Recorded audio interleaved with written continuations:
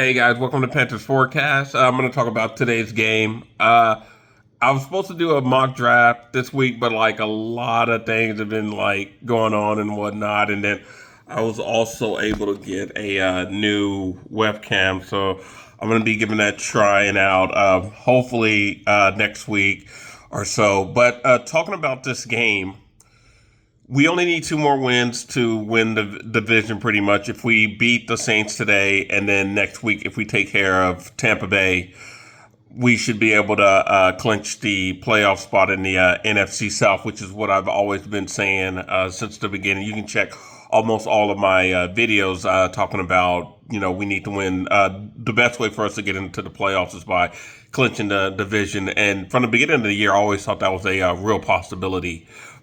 But going into this game right here, the first time we played the Saints and we lost, we did pretty good. I mean, there was just some small plays. I think Chris Olave going up against J.C. Horn and him falling down, and then our defensive tackles had Tyler Slog about to get a sack, and then he was able to throw it to Juwan Johnson, who got open. I think you could probably say that Tyler was running around in the pocket, evading tacklers for about maybe 5 to 7 seconds, and that just allowed enough time for Juwan Johnson to get open and take it down the field for a pretty good change. I'm looking at it right now. I think it was like a 52-yard gain.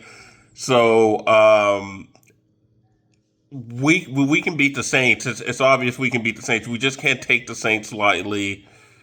We can't also have like a miscommunication on our offense in terms of, are we going to be running the ball a lot with Rico and Chuba, and for whatever reason, we need to get our receivers in this game. But also too, the Saints have a good defense. Well, they also have Kool-Aid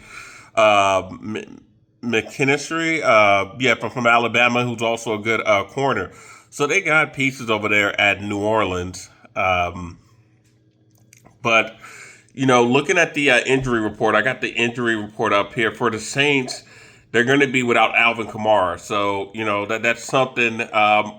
They'll still have Devin Neal. I know the last game we played against him, he had 4 carries for about 22 yards, and he had like a long run of 14 yards. So he actually also did pretty good. So I mean, but we'll just only have to focus on him. They have Asim Richards, O lineman out, Justin Reed, a safety out, Chris Rumpf, a D end out, and let me go back up.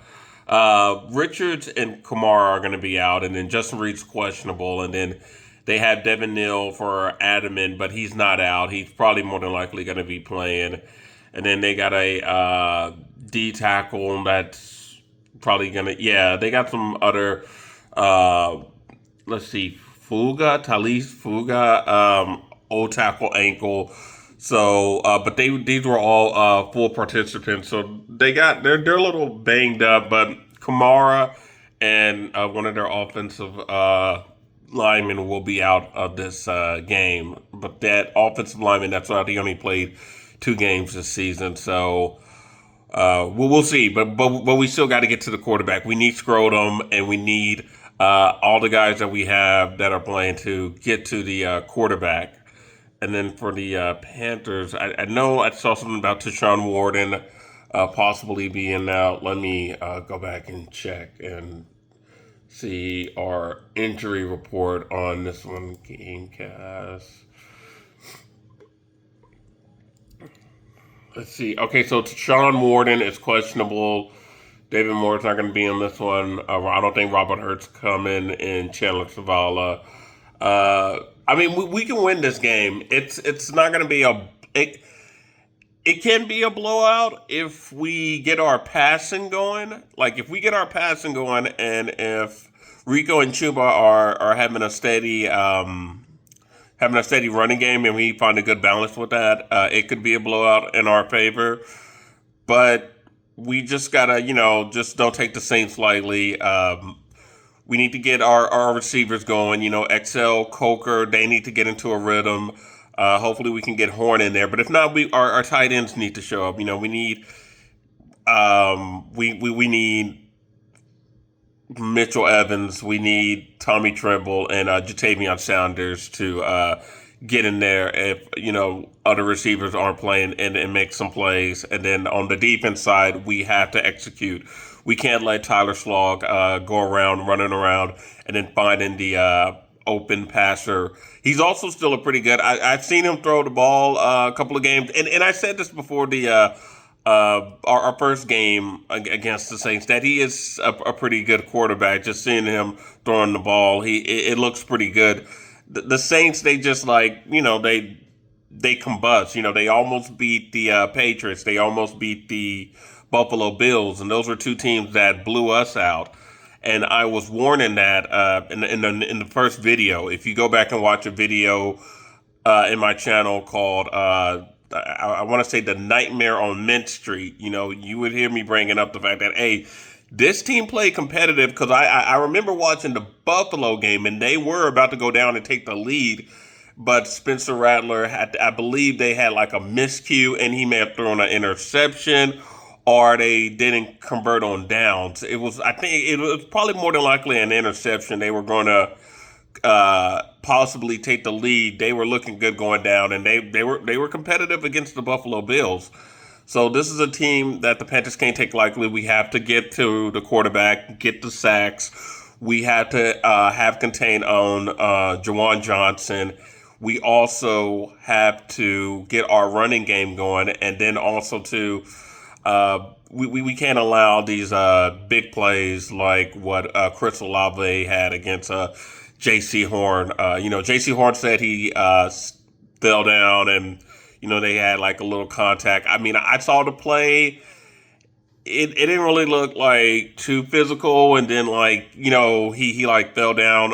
But Chris Olave is a really good receiver. He went from the University of Ohio State University, which is wide receiver U, if you ask me. Like some of the best. They got a lot of great wide receivers that come out of that school.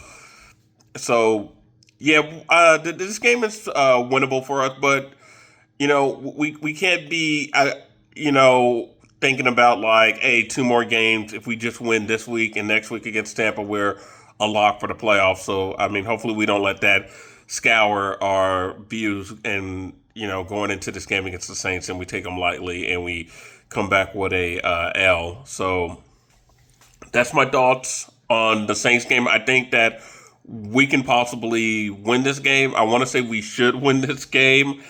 I'm interested to see the receivers and the tight ends. Outside of T-Mac, somebody else is going to have to step up. So that's what I'm going to be interested in watching this game. I'm also going to be interested in seeing if, I almost forgot to bring this up. I did sort of touch on this.